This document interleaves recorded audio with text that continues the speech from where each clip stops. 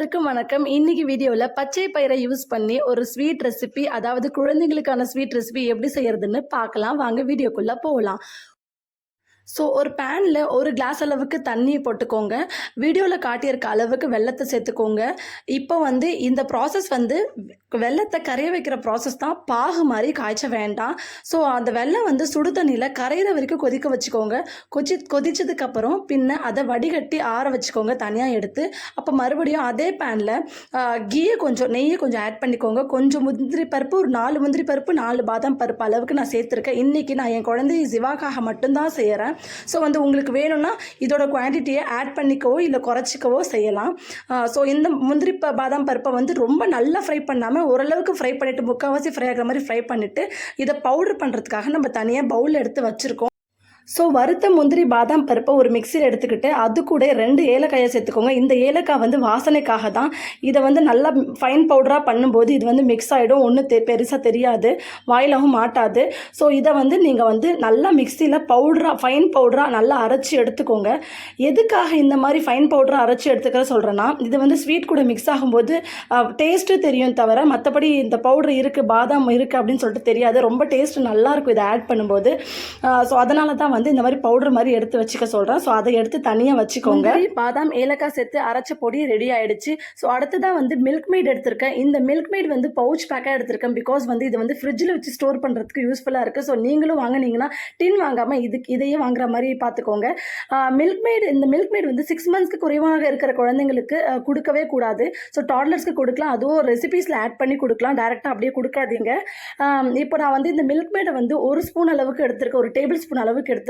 உங்களுக்கு வேணும்னா இந்த மில்க் மேடோட அளவை கூட்டவோ இல்லை குறைச்சிக்கவோ தேவையான முக்கியமான ஒரு பொருள் பச்சை பயிறு மாவு தான். ஸோ பச்சை பயிரை நல்லா வாஷ் பண்ணிவிட்டு வெயிலில் காய வச்சுட்டு அதை தேவையான அளவை எடுத்து லோ ஹீட்டில் நல்லா ப்ரௌனாக வறுத்துட்டு அதை ஆற வச்சு அதுக்கப்புறம் பொடி பண்ணி இந்த மாதிரி ஸ்டோர் பண்ணி வச்சுக்கோங்க. ஸோ இன்றைக்கி நான் 1 ஸ்பூன் எடுத்திருக்கேன். உங்களுக்கு தேவை, உங்கள் குழந்தை நல்லா சாப்பிட்டதுன்னா 1.5 ஸ்பூன் கூட நீங்கள் ஆட் பண்ணிக்கலாம். ஸோ நெய், வெள்ளை கரைசல், அதுக்கப்புறம் பாதாம் பருப்பு, ஏலக்காய் பொடி, மில்க் மேட், பச்சை பயிறு மாவு, இதுதான் இன்றைக்கி ஸ்வீட் செய்ய தேவையான மொத்த இன்க்ரீடியன்ஸும். இன்றைக்கி நான் ஒரே ஒரு குழந்தை செய்கிறதுக்காக குவான்டிட்டி எல்லாத்துலேயுமே கம்மியாக எடுத்திருக்கேன். ஸோ உங்களுக்கு வேணும்னா நீங்கள் அதிகமாக கூட ஆட் பண்ணிக்கலாம்.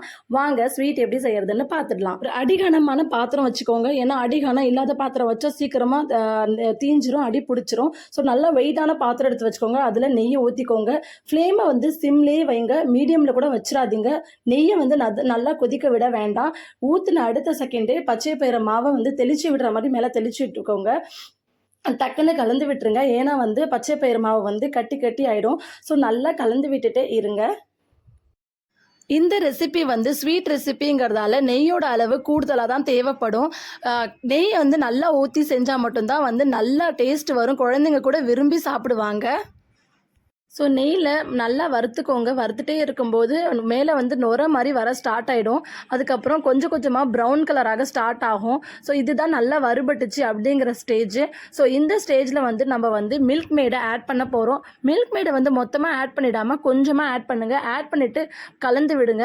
கலந்து விடும்போது நல்லா கலந்து விட்டுட்டே இருக்கும்போது இப்போ அடி பிடிக்க ஸ்டார்ட் ஆகிடும். ஸோ நம்ம பாத்திரத்தை எடுத்துட்டு ஃப்ளேமை ஆஃப் பண்ணிவிட்டு மறுபடியும் பாத்திரத்தை அது மேலேயே வச்சு கலந்து விடுங்க. இப்போ கேஸை இப்போதைக்கு ஆன் பண்ண வேண்டாம். ஸோ கலந்து விட்டுட்டே இருங்க. அடி பிடிக்காமல் இருக்கிறதுக்கு இப்படி செஞ்சு தான் ஆகணும். கலந்து விட்டுட்டே இருங்க. கலந்து விட்டுட்டே இருக்கும்போது அடுத்ததாக நம்ம வெள்ளைக்கரைசலை ஆட் பண்ண போகிறோம். வெள்ளைக்கரைசலை மொத்தமாக ஆட் பண்ணாமல் கொஞ்சம் பாதியாக மட்டும் ஃபஸ்ட்டு ஆட் பண்ணிக்கோங்க.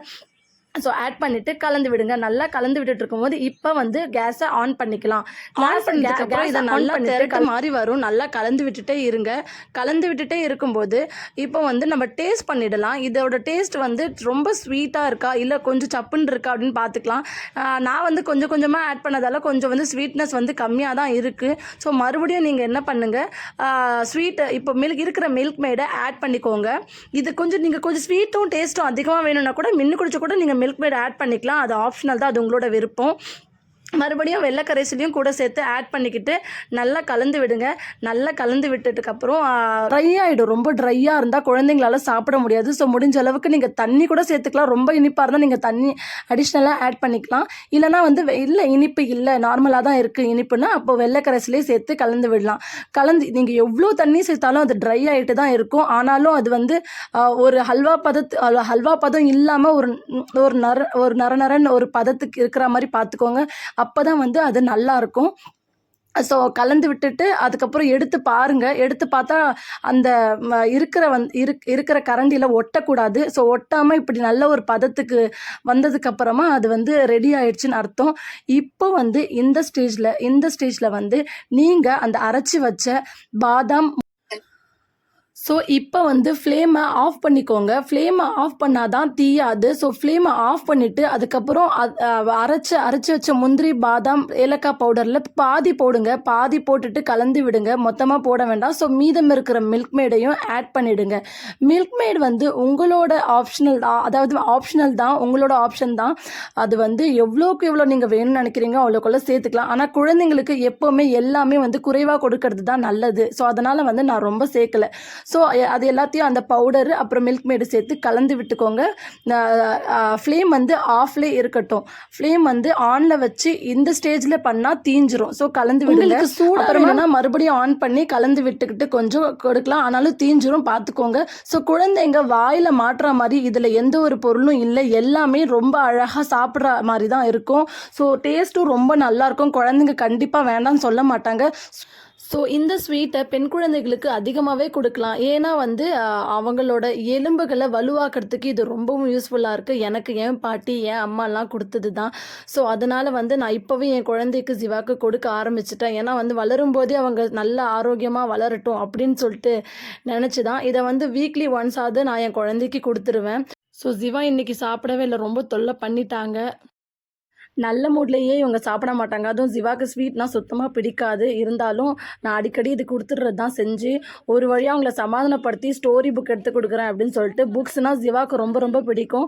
அவங்களோட ஸ்டோரி புக் ஒரு விலாகு, அவங்க படிக்கிறது எல்லாத்தையும் ஒரு விலாகாக நான் கண்டிப்பாக எடுத்து போடுறேன்.